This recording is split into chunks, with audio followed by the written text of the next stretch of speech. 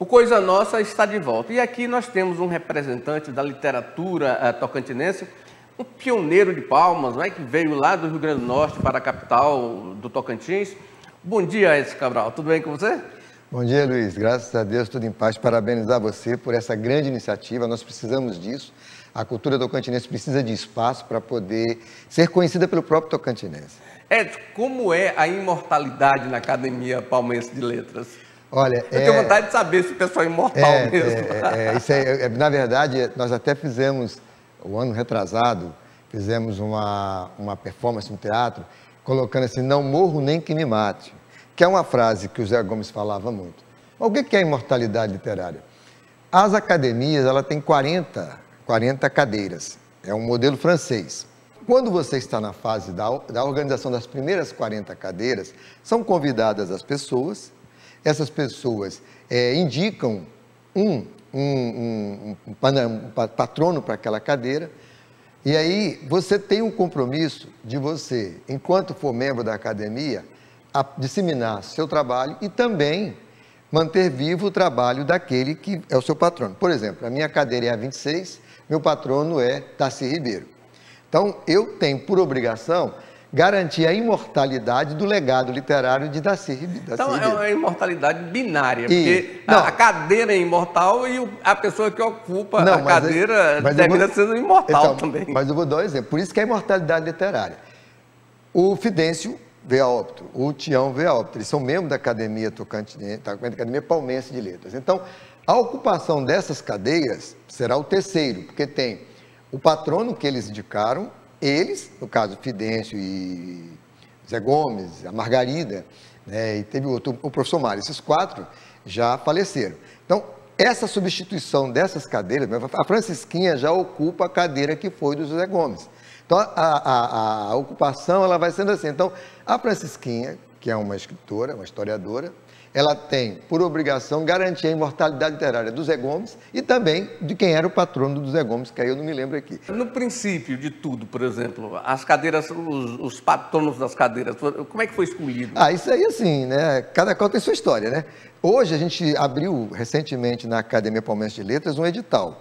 Entraram 3 novos escritores, até todos do ramo jurídico. Os primeiros, assim, são escolhas mesmo. Quem faz o trabalho, coloca, as pessoas que se juntam. Sim, mas a primeira cadeira, tinha o nome de quem? Como é que foi a escolha? Eu acho que a cadeira 001 da nossa academia, da Academia Palmense, se eu não me engano, é do Múcio, que é um médico, né? Então, ele Sim, é mas médico. ele, antes de ocupar a cadeira, antes da cadeira ter o nome dele, essa cadeira era sem nome? Não, não existia academia. Sim, criou-se a academia, 40 vagas. Aí preencheram 12 vagas. Aí os primeiros titulares dessas cadeiras foram os patronos dessas cadeiras. Não, mas aí ele escolhe um para ser o patrono da cadeira. Aí é que é, por exemplo. Então ele por exemplo, o Casagrande. No início, a pessoa foi nomeada, abriu os 40 abriu a academia.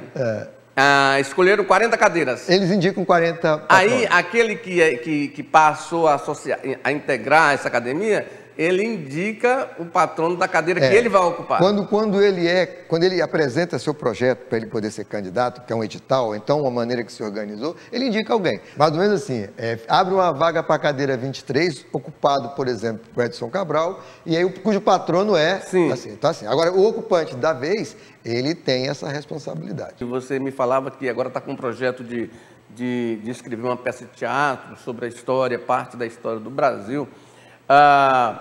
A população, a sociedade, ela tem interesse nessa literatura que se faz no Estado, Cabral? Qual a sua percepção disso? É um desafio. Assim, nós temos muita coisa boa. Eu vou dizer assim, na música, né, os textos de escritores como Tião Pinheiro, como o próprio Zé Gomes que deixou aqui, nós temos muito material bom. Agora, existe uma falha num processo que eu condeno mais na questão da educação do que necessariamente os esforços, como o seu projeto aqui agora de um espaço dentro da televisão e outros que vão fazendo o trabalho. Nós temos que fazer dar a oportunidade para as nossas crianças, na sua formação de escrever, de ter interesse, também ser trabalhado o tema de literatura tocantinense. O nosso desafio de quem mexe com literatura é assim, primeiro que você não vai ficar rico com literatura. Segundo que hoje você pode até conseguir um livro em forma de e-book que se grava facilmente. Então o que precisa é ter um esforço para as pessoas se interessarem pela literatura e temos, sim, projetos para estimular, porque o que é mercado.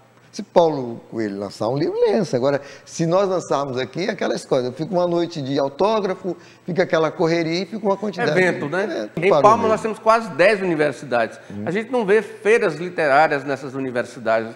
Nós tínhamos aqui a Feira do Livro, Isso, Salão que foi do Livro. cortada assim, de forma brusca, sem explicações, que foi, na verdade, um atraso, não é? Ou seja, você cortar uma feira daquela, aquele momento que havia lançamentos de livro, até crianças faziam lançamento de livros.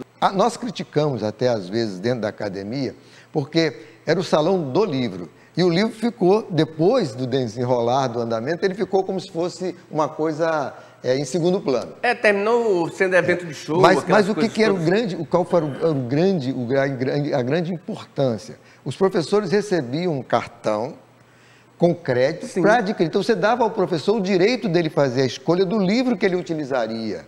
Então, isso aí é que foi a grande sacada daquele projeto. E isso foi se alterando, mexendo tudo. Acho que a dimensão de querer fazer também enormes eventos, gigantescos eventos, então isso fez com que diminuísse. Mas ele precisa voltar. Ele tem que ser rediscutido e redesenhado. Mas não há pressão, Cabral, não há pressão de lugar nenhum, a gente não vê. Parece que é uma coisa, parece que era uma coisa boba, superficial, né?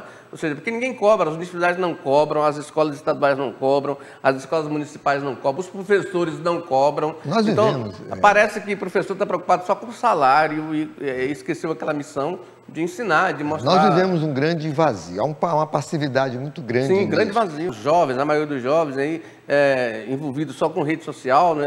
Com caneta azul, azul caneta, e com a leitura substanciosa, nenhuma.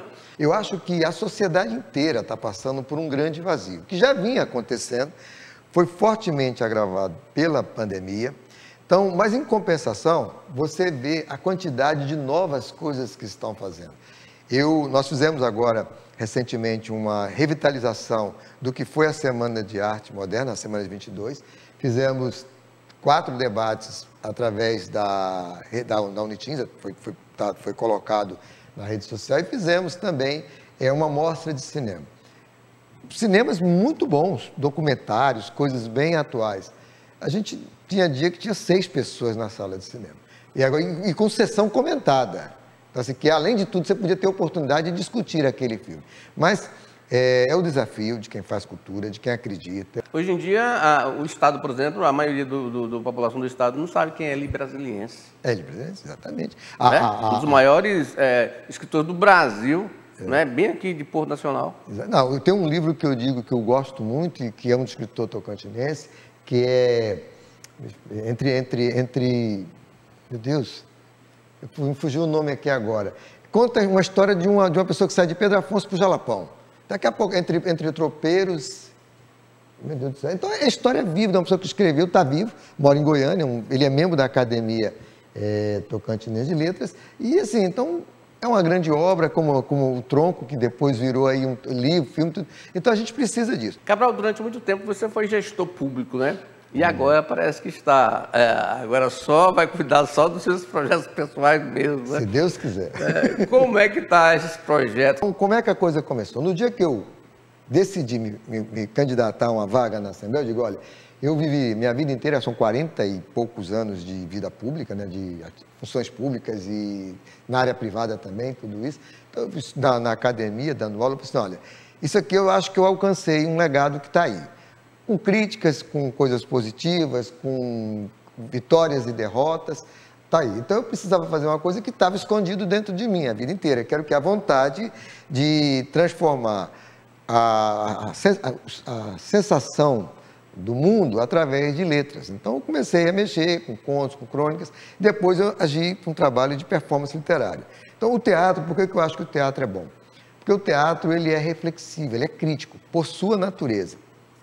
Então, eu tenho como um projeto... É reação imediata ali, né? Como projeto pessoal que eu tenho. Eu estou com uma peça escrita, concluída, que são 70 anos da vida pública brasileira, que começa do tiro de Getúlio Vargas e vai até o negacionismo do nosso atual presidente. Esse teatro seu que você está se propondo a fazer, você não tem receio que ele possa ser assim, linkado, por exemplo, nos textos de Jean Francisco Guarnieri, por exemplo, Gangazumba, que tratava um texto muito político, né? Ou você está tendo outra preocupação? Não, veja bem, a minha intenção é dizer qual era a ideologia do governo, qual era a importância do papel do líder Lula, Getúlio Vargas, Collor, Jânio Quadros, Fernando Henrique. Então, quem era o líder que nós temos no Brasil, a força muito grande de um presidencialismo quase que monárquico, né? O presidente é rei, o prefeito é rei. Então, isso traz essa intencionalidade.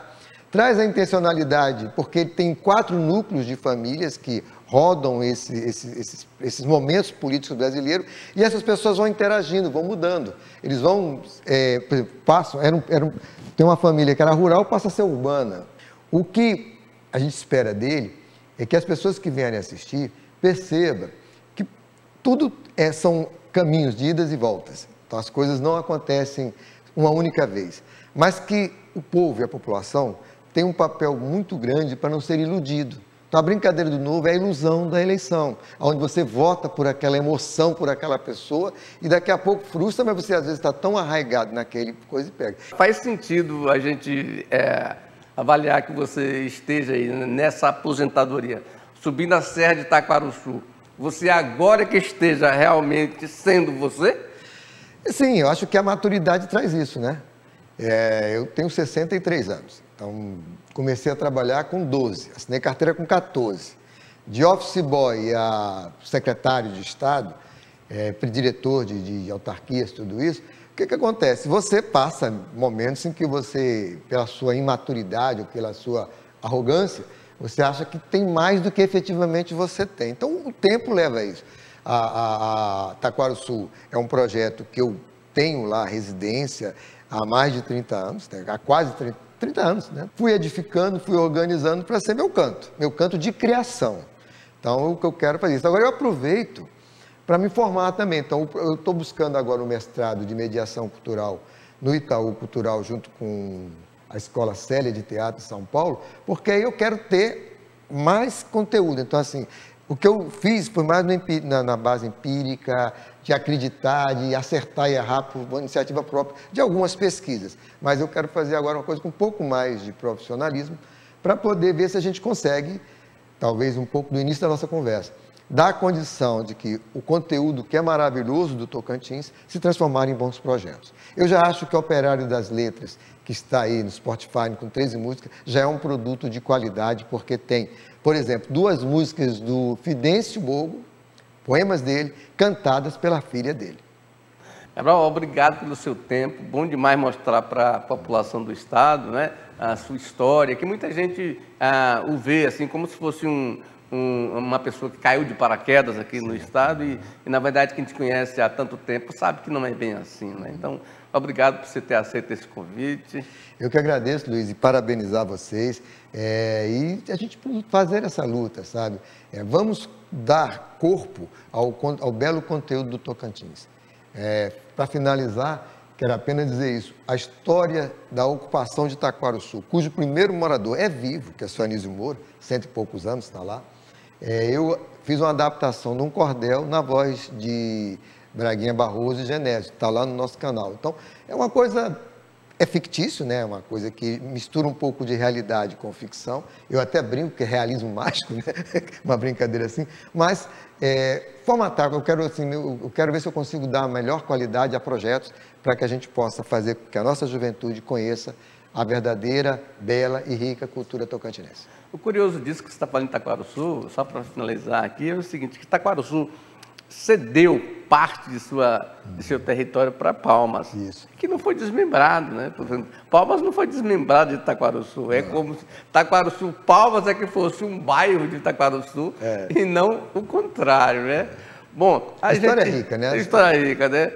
A gente fica por aqui, você gostou da entrevista com o Cabral, não é? Pois é, eu também gostei. A gente volta já, não saia daí.